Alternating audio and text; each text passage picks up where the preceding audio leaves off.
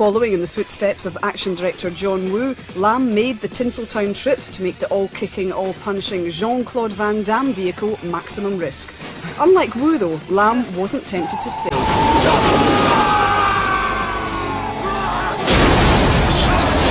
Gotta hurt! It's gotta hurt! Hey guys, welcome to part 2 of this 4-part series where I'm going to talk about Ringo Lam and Jean-Claude Van Damme. So this is a series where we're talking about the new wave Hong Kong directors that work with Jean-Claude Van Damme. All these directors got their first US produced film with Jean-Claude Van Damme. And today's video, like I mentioned, Ringo Lam, they worked together in 1996's Maximum Risk will be the focus on this video, but I'm going to touch upon his other 2 films as well, so stay tuned.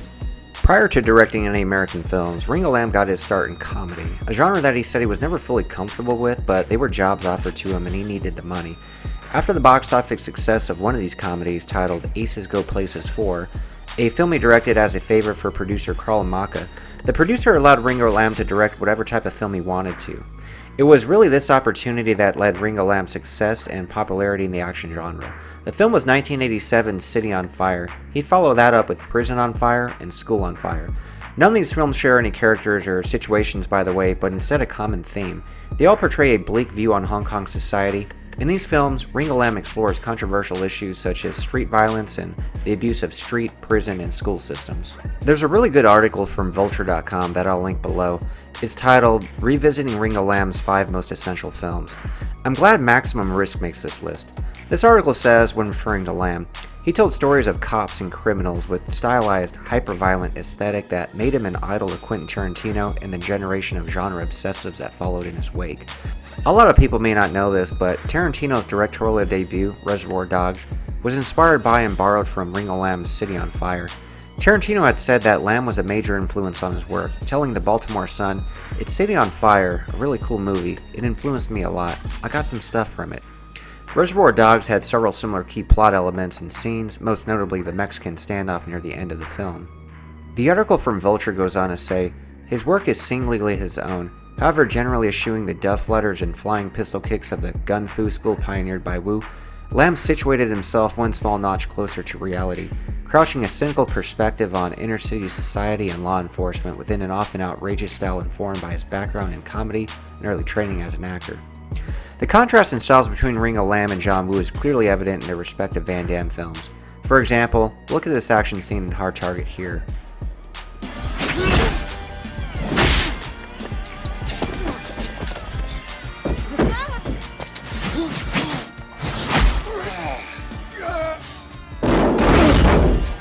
And then compare it to the more gritty and realistic depiction of action shot by Ringo Lam in Maximum Risk here.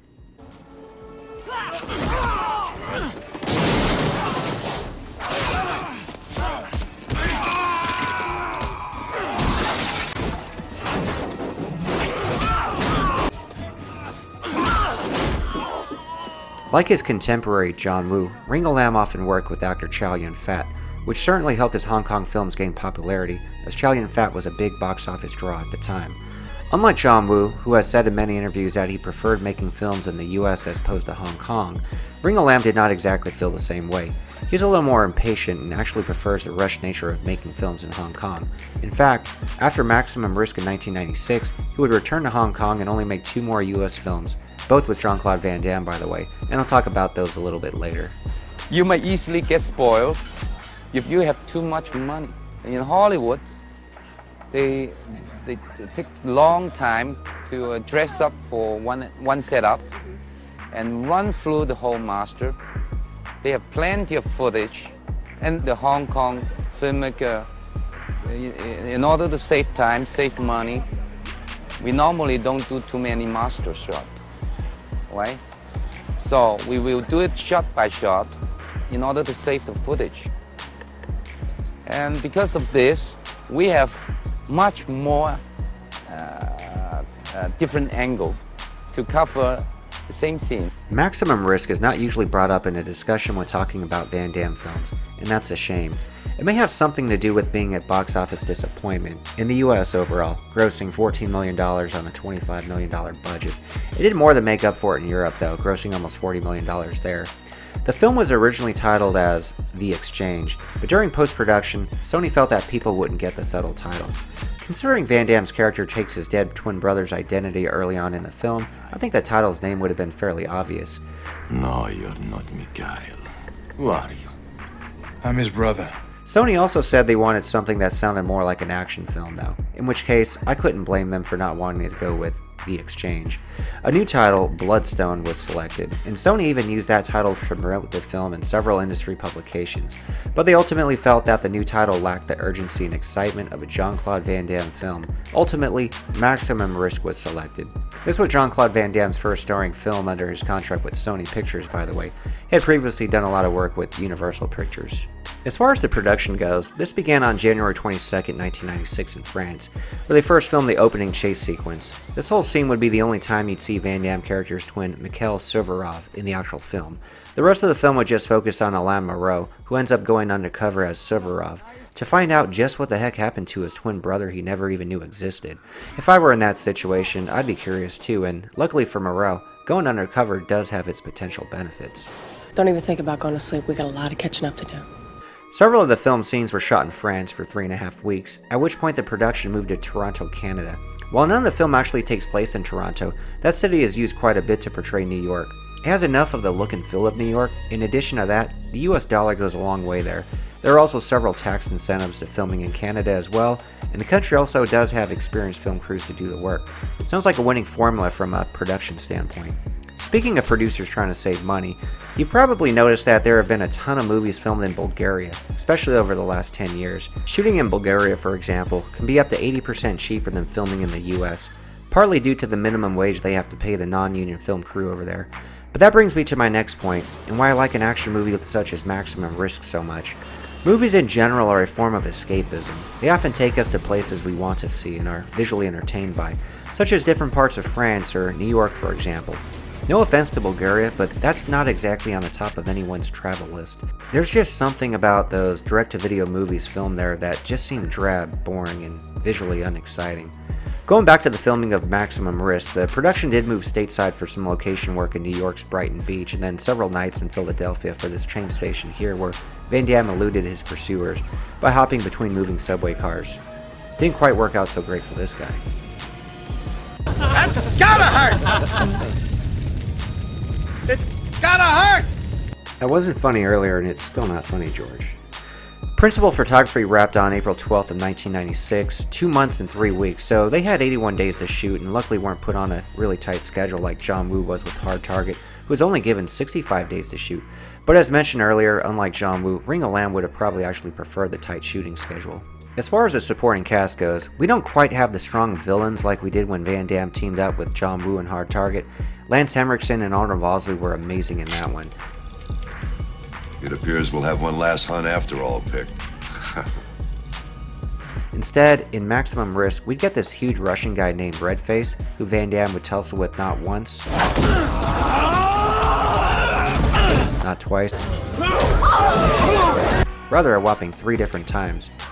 The actor that played him, Stefanos Miltsakakis, is unfortunately no longer with us, and passed away in 2019 at the age of 59. Aside from Maximum Risk, he played the villain in several other Van Damme movies as well, such as 1989's Cyborg. We'd also see him in Lionheart, The Quest, as a Greek fighter. In real life, he's actually from Greece, and was even selected for the Greek wrestling team to participate in the Olympics in 1984. But a knee injury just prior to the event forced him to abandon his Olympic dreams. After Maximum Risk, we'd see him in one more Van Damme film, 2002's Derailed. The movie was really a train wreck, by the way. That movie literally makes Steven Seagal's Under Siege 2 Dark Territory look like Citizen Kane. Not to get off track, but Derailed was the Van Damme movie that made me question my undying support, not for the man, but for his movies. It was at that point that I could just no longer blindly buy his latest movie on DVD that came out simply because it was a Van Damme movie. Don't want it no more. It's over because you want it to be over, I'm glad. I do.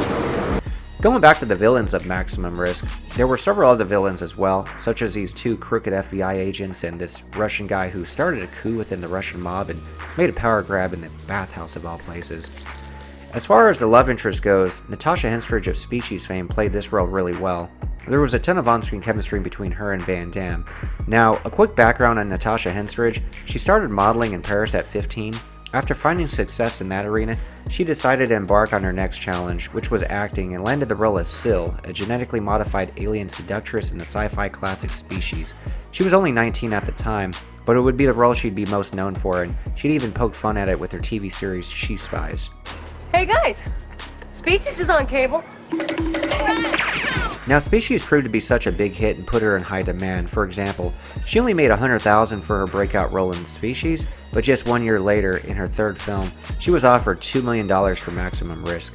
Natasha Henstridge would of course go on to star in several other films as well as TV shows and remains active to this day, but she'll always be remembered for her role in Species, which garnered 2 sequels. Here's something fun, by the way. It kind of shows you how interwoven Hollywood is, as you'll see a lot of connections between different actors, writers, and directors. So Maximum Risk was written by Larry Ferguson, who wrote 1986's Highlander with Christopher Lambert. After Species, Natasha's second movie was Adrenaline, Fear the Rush, whom she starred alongside Christopher Lambert. The director of that film was Albert Pyun, who you may know as the guy who directed the Van Damme classic Cyborg, which of course also had Stefanos Miltsakakis in it as well. And then, in Natasha's third movie, she would team up alongside Van Damme in Maximum Risk, which also had Stefanos Miltsakakis in it. So the second movie Ringo Lam did with Van Damme was 2001's Replicant, which Van Damme played dual roles again, this time a serial killer and his clone, the clone being young, naive, created to be key to finding and tracking the serial killer. Kind of a bizarre plot overall that only makes sense if you don't think about it too much. It's kind of that whole nature versus nurture debate. Plot aside, Van Damme actually put up a really good performance in that one, which is no surprise, because Ringo Lam is the director that really pushed Van Damme as far as acting goes. Excellent director. He's helped me so much, and I think he is actually turning Van Damme into a better actor. Their third and final collaboration was 2003's In Hell. In it, Van Damme plays a man sentenced to life in prison after taking justice into his own hands to avenge his wife's murder. The Russian prison he is sent to is tough, and the warden puts on fights amongst the prisoners both for his entertainment and monetary gain. It's a little like Death Warrant meets Bloodsport. But with that said, Ringo Lam's direction does not make the fights look flashy. There's no flying jumping sidekick like we had in Death Warrant. No jumping, spinning helicopter kick like in Bloodsport. Instead, we got a more visceral, realistic type of action fight scene.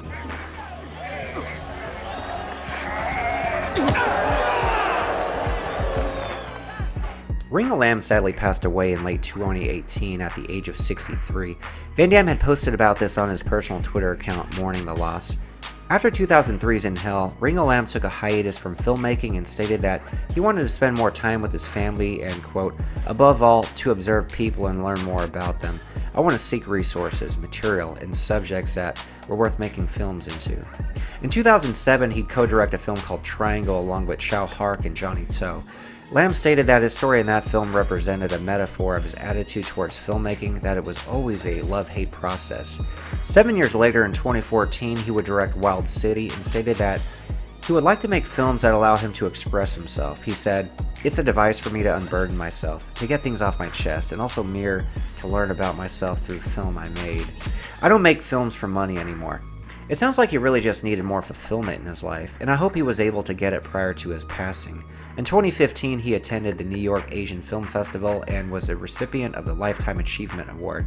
His last film would be 2016's Sky on Fire, which completed his whole On Fire series. Sky on Fire was the bookend to a great career that really began with 1987's City on Fire. Although he is no longer with us, his films will continue to inspire new directors and entertain audiences. I saw Reservoir Dog.